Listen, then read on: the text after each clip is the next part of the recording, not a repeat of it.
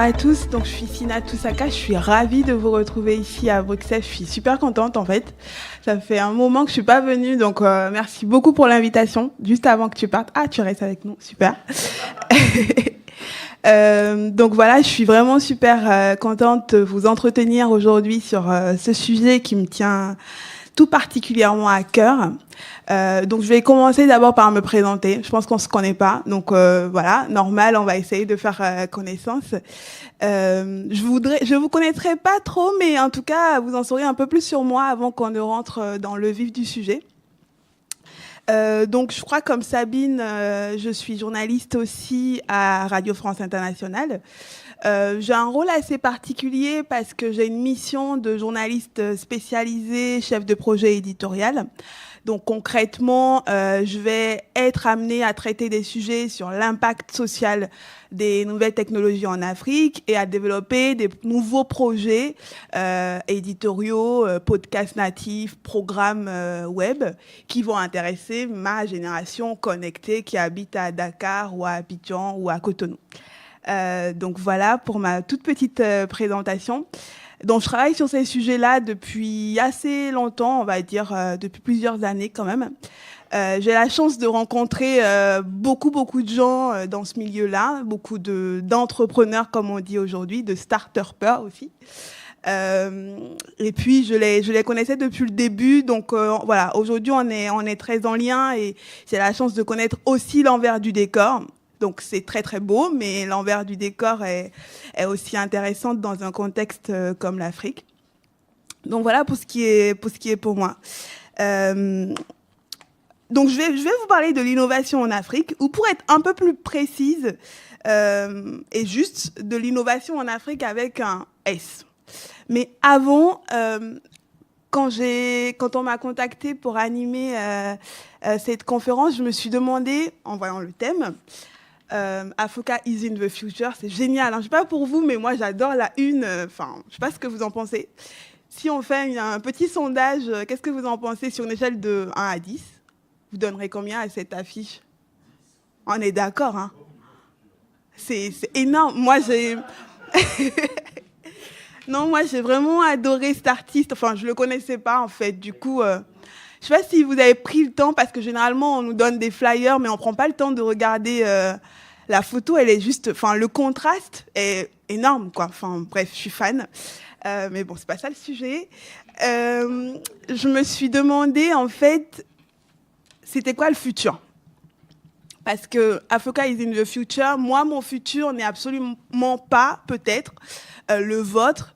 Donc, je voulais d'abord commencer par ça en vous disant qu'on imagine tous différemment le futur et que ce que moi, je vais vous dire aujourd'hui, c'est un futur qui correspond à mes expériences, à mon histoire. Et donc, il peut y avoir aussi d'autres développements que vous allez lire ou trouver sur les internets qui vont aller dans tout un autre sens. Bon. Donc, première chose, soyons d'accord sur ça, le futur, il dépend, enfin, moi, le futur que j'ai envie de voir, il est peut-être pas le futur des personnes qui travaillent à la Silicon Valley, par exemple, voilà. On a deux positions pas tout à fait différentes, mais on n'imagine pas les choses de la même façon. Donc, je disais que je parlais d'innovation en Afrique avec un S, parce que effectivement, c'est des innovations au pluriel, dans des contextes qui sont totalement différents. On va peut-être en reparler, qui ne se ressemblent absolument pas, qui ne peuvent se comparer, à mon avis, entre elles, et qui ne peuvent pas se comparer non plus avec des réalités sur d'autres continents.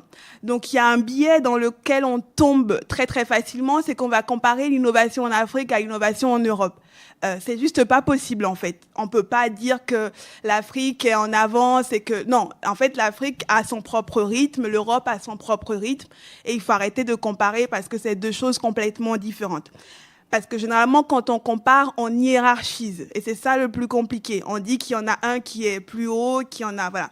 Donc, c'est très, très complexe tout ça. Donc, première chose, ne pas comparer parce que chaque contexte, avec ses innovations, avec ses réalités, ce qui peut paraître pas une innovation ici, peut être une innovation là-bas. Voilà. Donc, voilà, c'était vraiment une première chose que je voulais vous dire. sur le futur notamment. Mais à présent, rentrons dans le vif du sujet. Alors, je vais peut-être vous décevoir dès le début, mais après, je vais me rattraper, bien sûr. Nous ne sommes pas à l'aube d'une révolution numérique africaine, ok? Comme certains le disent et le répètent à souhait depuis quelques années, l'Afrique, c'est l'avenir, ok? Non, dans 10 ans, les mêmes vous diront que l'Afrique est toujours à l'aube d'une révolution numérique. Cette révolution, si on peut parler de révolution, moi je parlerais plutôt d'émulation, en fait est déjà en cours. C'est pas, on n'est pas à la porte de quelque chose. Il y a quelque chose qui se passe déjà maintenant. Avec des exemples précis et concrets, je vais vous démontrer en quelque sorte, je vais vous dire comment l'Afrique est en train d'imaginer un futur qui peut-être ne lui ressemble pas, mais en tout cas, elle est en train d'imaginer quelque chose et elle est en avance sur d'autres continents, pour moi. Permettez-moi de remonter un peu plus loin dans le temps et de vous dire que le crowdfunding d'aujourd'hui, comme il y a énormément de plateformes, il y a KissKissBankBank, il y a Bleachy, il y a plein de trucs. En fait, ce n'est qu'une nouvelle forme des fabuleux systèmes de tontines. Je ne sais pas s'il y en a qui connaissaient les tontines de nos mères en Afrique. Ça existait depuis très très longtemps. Enfin, je pense que ça existe depuis, je ne vais pas donner une estimation, mais ça existe depuis très très longtemps. Et en fait, le système est exactement le même. On se met ensemble, on cotise pour un mariage, on cotise pour un événement important.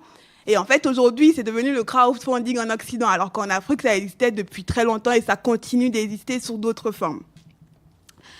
Donc, c'était un système de solidarité qui permettait de financer des projets de commerce aussi.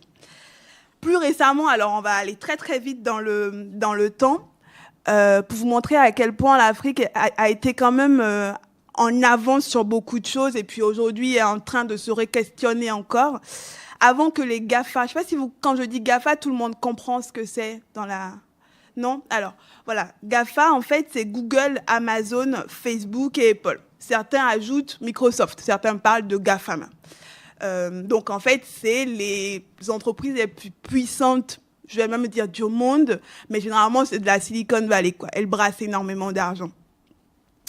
Avant que les GAFA aujourd'hui ne lorgnent sur la croissance exponentielle du mobile en Afrique et sur le taux de connectivité du continent qui ne cesse de grimper, des applications technologiques très très avancées ont vu le jour la plupart dans les pays d'Afrique anglophone.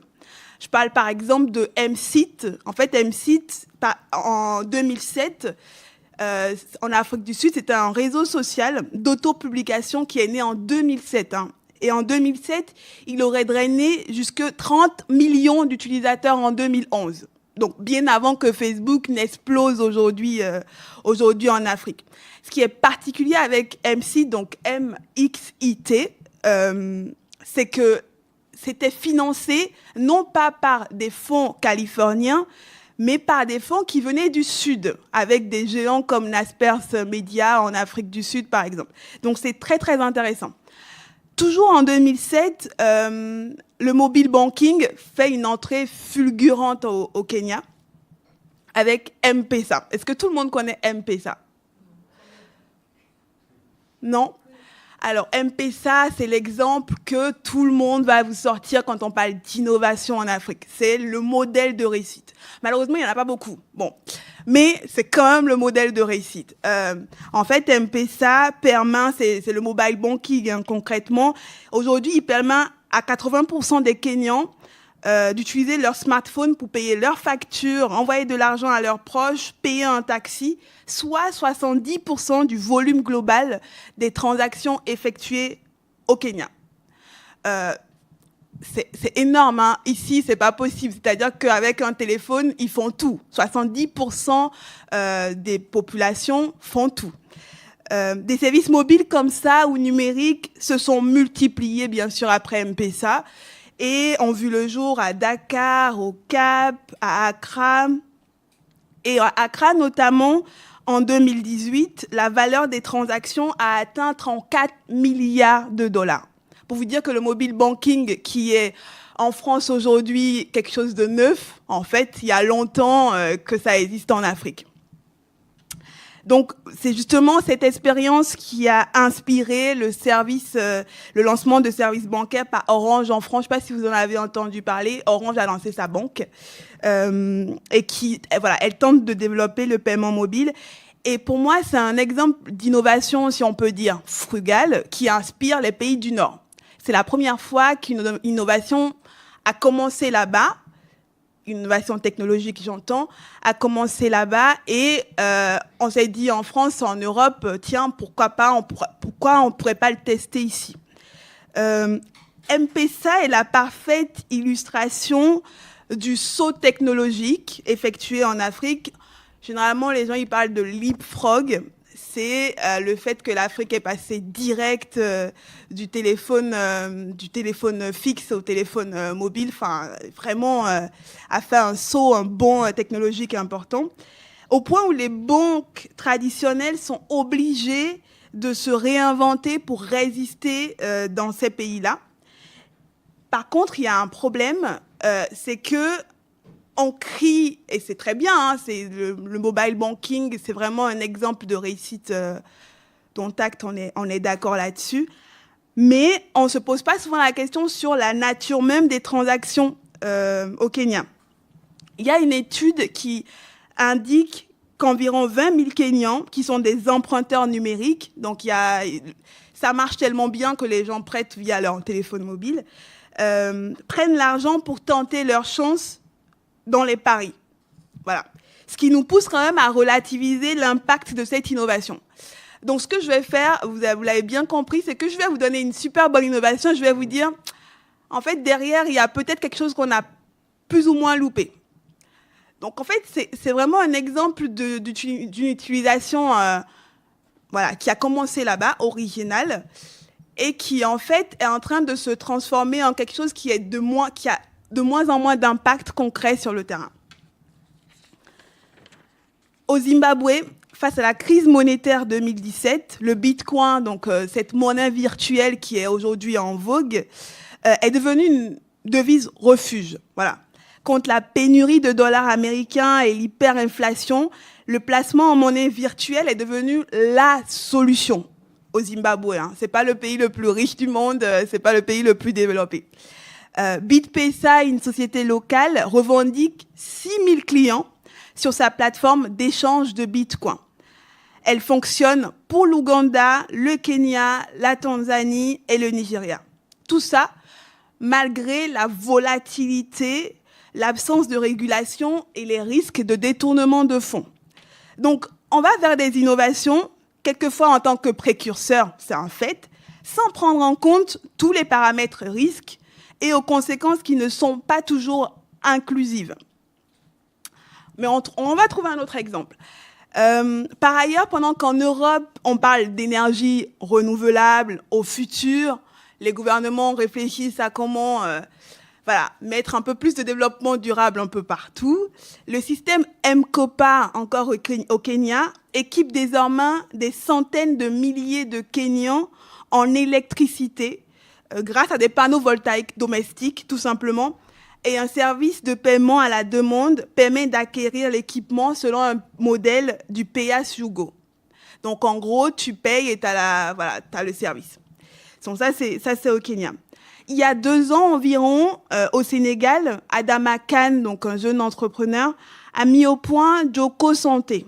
C'est une pharmacie virtuelle qui permet aux Sénégalais d'échanger leurs médicaments inutilisés entre eux. Donc, au lieu de jeter, on s'échange les médicaments. Un modèle qui répond à la question globale et pas juste africaine du gaspillage. Donc, une fois encore, c'est une solution qui est très ponctuelle, qui est très locale, parce qu'on n'a pas forcément les moyens d'acheter les médicaments à chaque fois. On se dit, ah tiens, j'ai un voisin qui a déjà acheté le médicament, pourquoi, il n'a rien en fait. Pourquoi, vu que je n'ai pas les moyens d'aller à la pharmacie pour me soigner, pourquoi je n'échangerais pas bien sûr dans un système sécurisé, hein, ça se fait dans des pharmacies, enfin à la clinique, c'est pas du tout laissé comme ça. Et pour le coup, c'est vraiment une innovation qui part d'un problème local et qui pourrait inspirer, qui pourrait être répliquée ailleurs. Donc, je continue avec mes nombreux exemples qui, pour moi, sont assez précis et révélateurs d'un continent en avance et peut-être un peu trop pressé.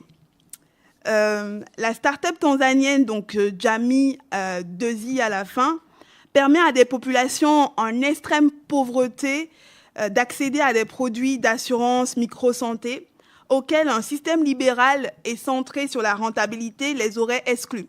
Donc, ils vont moins leur demander des garanties, ils vont vraiment faire des recherches sur l'entourage de la personne. Enfin, ils n'auront pas les mêmes critères qu'une banque classique.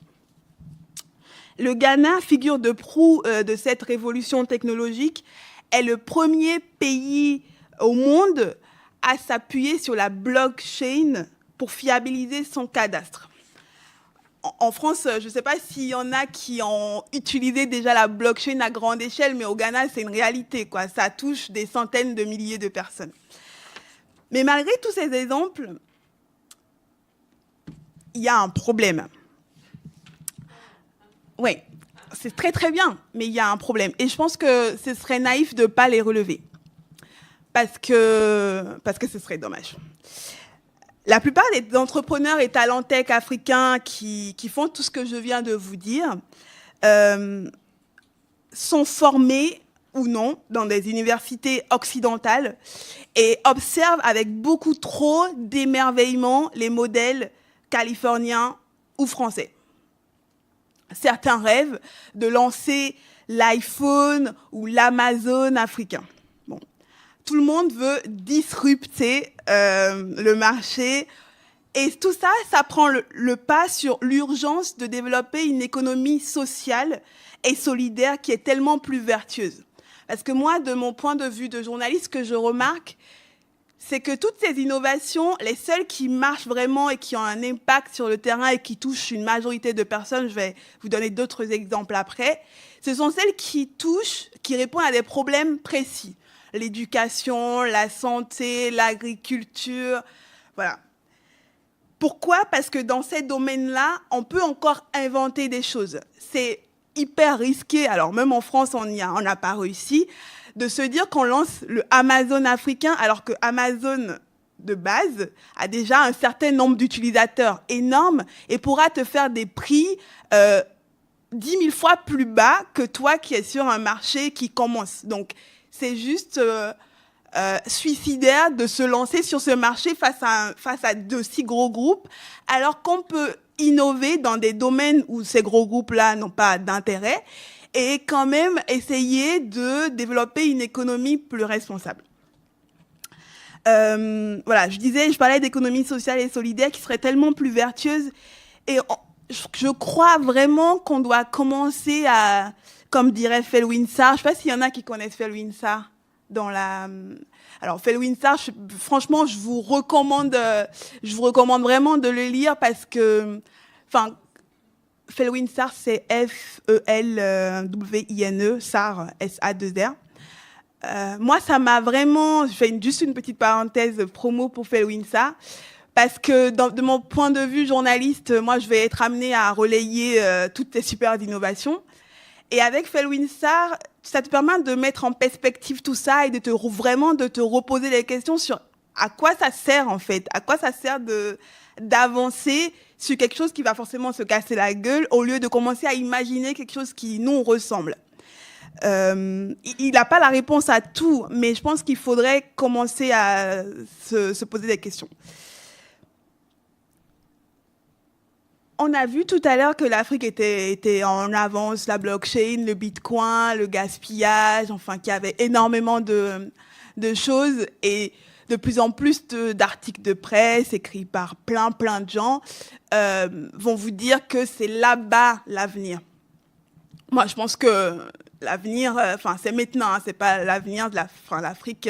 Déjà, l'Afrique globalement, je ne sais pas si on peut dire l'Afrique, puisque c'est quand même 54 pays. Bon. Mais en fait, malgré tous ces discours-là, il y en a très peu qui investissent en Afrique, enfin, qui vont passer de l'acte du discours à l'acte du maintenant on met de l'argent. Et c'est malheureusement pour ça qu'il y a encore beaucoup de choses qui n'ont pas encore explosé, beaucoup de super idées. Le manque de prêts bancaires adaptés à l'amorçage est inhérent en Afrique. Le FMI considère que 84% des PME en Afrique n'accèdent pas aux fonds nécessaires pour pérenniser leur activité et le taux de mortalité des startups, qu'elles soient brillantes, innovantes, frugales, tout ce que vous voulez, tout ce que je viens de vous citer, le taux de mortalité peut atteindre 90%. D'où la nécessité de prendre quelques pincettes avec tous ces discours qui disent « ouais, c'est l'avenir, peut-être qu'en fait, il faut tout de suite aller investir ». En fait, en dehors des grandes villes, la connectivité et les infrastructures font défaut, surtout dans les zones rurales et défavorisées. Les opérateurs téléphoniques et acteurs économiques conçoivent le développement de leur réseau en prenant en compte seulement, et c'est bien là le problème, la question de la rentabilité à court ou moyen terme, ainsi que le potentiel du développement économique.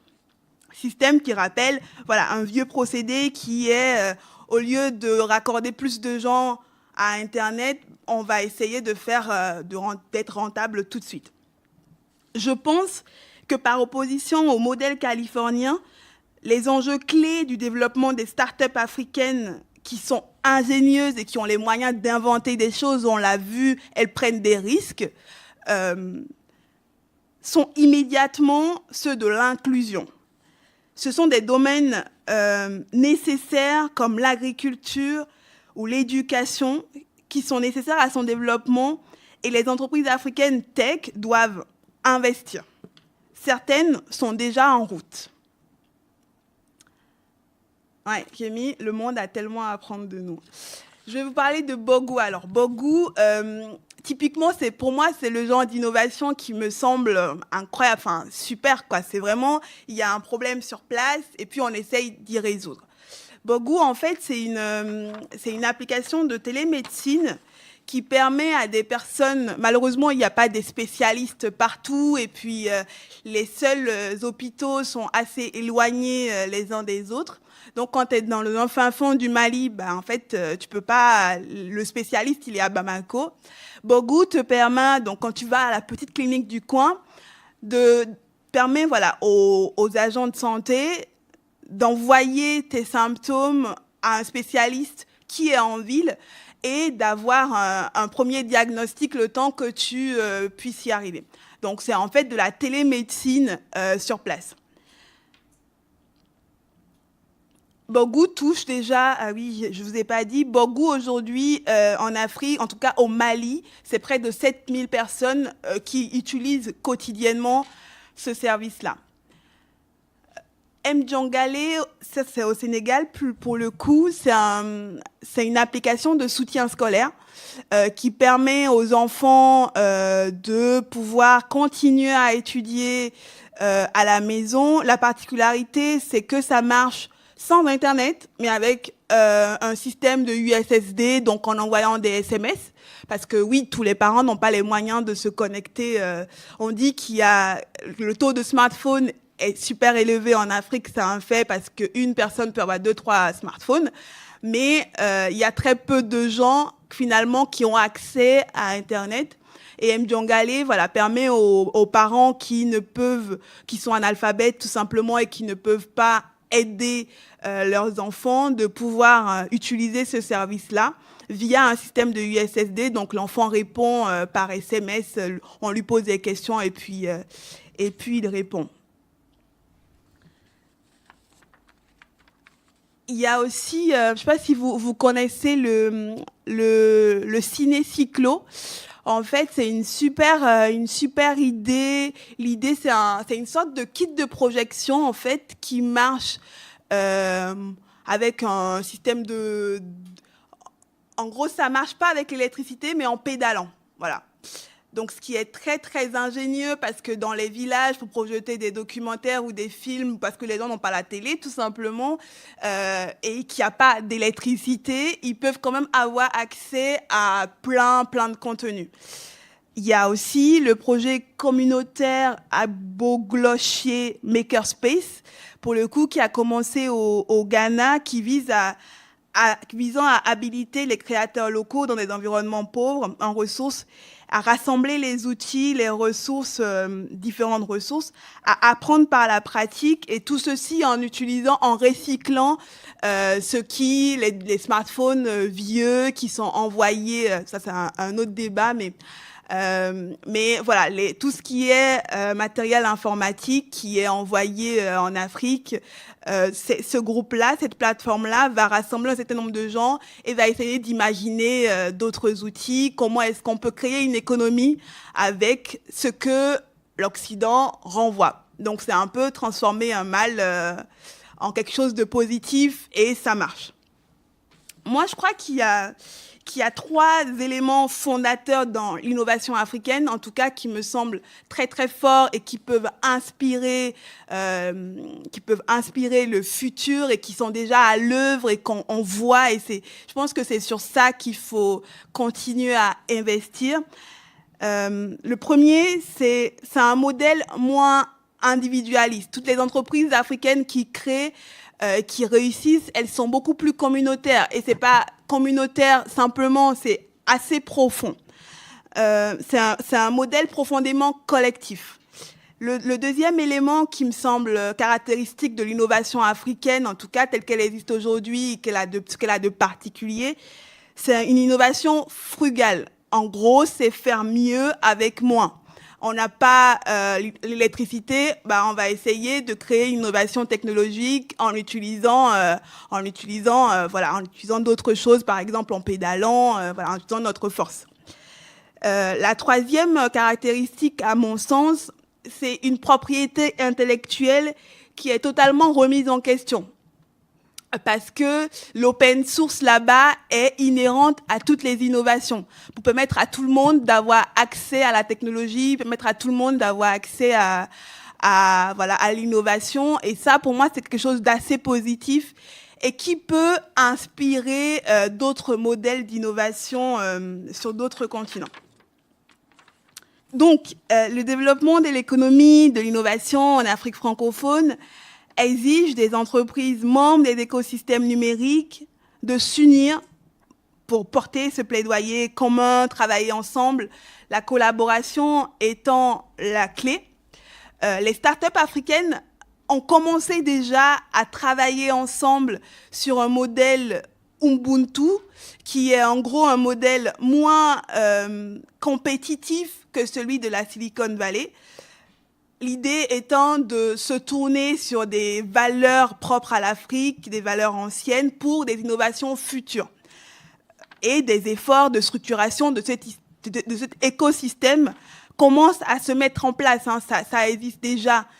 Il y a le programme Afrique Innove, par exemple, dont le but est de développer un label d'excellence de toutes les entreprises, de tous les incubateurs technologiques. Donc, à long terme, pour conclure, tout ça mériterait d'être soutenu parce que, indéniablement, il y a un potentiel. Il y a des choses positives qui se font. Il y a matière, c'est-à-dire qu'il y a des jeunes qui inventent et il y a la main-d'œuvre. Enfin, il y a toutes les conditions sont là, à condition de commencer de se poser, d'arrêter de courir, et vraiment de se demander le sens de ce qu'on fait. Je crois que c'est